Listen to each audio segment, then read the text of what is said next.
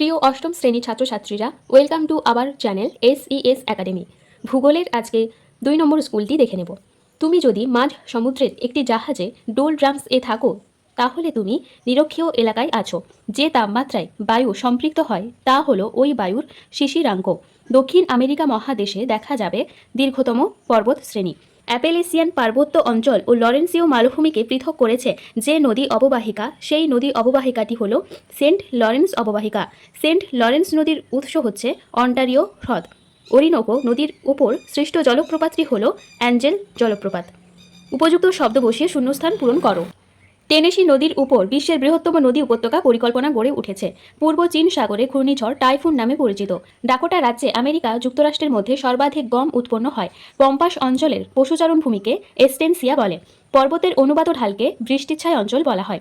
দুটি মহাদেশকে একসঙ্গে যুক্ত করে যে সংকীর্ণ ভূখণ্ড তা হলো যোজক। এটি হবে, এখানে শুদ্ধ অশুদ্ধ লিখতে বলেছে, এটি হবে শুদ্ধ। নদীর ক্ষয়কার্যের ফলে সৃষ্টি হয়েছে উত্তর আমেরিকার পঞ্চহ্রদ সমূহ। অশুদ্ধ। পৃথিবীর বিখ্যাত রবার রাজধানী হলো অ্যাক্রন। শুদ্ধ। স্পোকেন হলো কলোরাডো নদীর উপনদী। অশুদ্ধ। কানাডিয়ান সিল্ট অঞ্চলের উত্তর দিকে সাভানা জলবায়ু দেখা যায়। অশুদ্ধ। দাগে নিচের প্রশ্নগুলি 2-1 কথায় উত্তর দাও। স্লিট কি? জলকণা ও তুষারকণার আংশিক মিশ্রিত রূপ হচ্ছে স্লিট। আন্দিজ পর্বতের সর্বোচ্চ শৃঙ্গের নাম অ্যাকন কাগুয়া। পৃথিবীর বৃহত্তম মোটরগাড়ি নির্মাণ কেন্দ্রের নাম ডেট্রয়েট। মিসৌরি নদী কোন নদীর উপনদী? মিসিসিপি। দাগে নিম্নলিখিত প্রশ্নগুলি সংক্ষিপ্ত উত্তর দাও। বাম্পি ক্লাউড কি?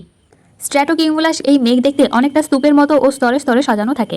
অনেক সময় দেখে মনে হয় স্তরগুলো যেন গড়িয়ে চলেছে, তাই আরেক নাম হচ্ছে বাম্পি ক্লাউড।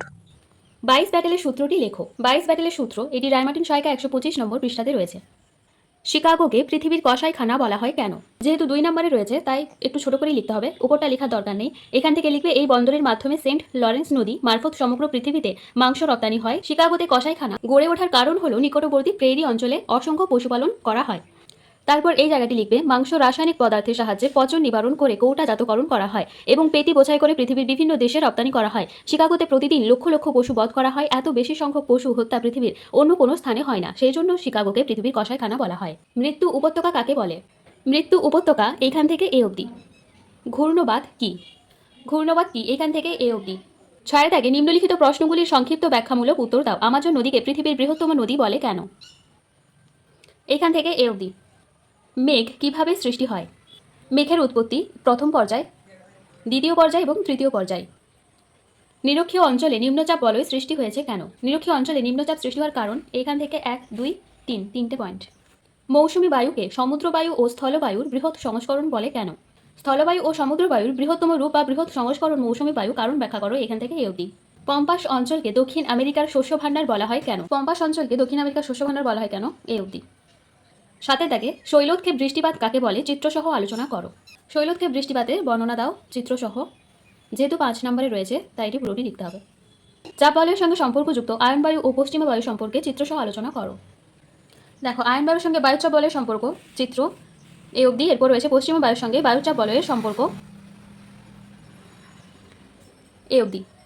বায়ুচাপ বলয়ের স্থান পরিবর্তন কোনো জলবায়ু অঞ্চলকে কিভাবে প্রভাবিত করে তা আলোচনা করো।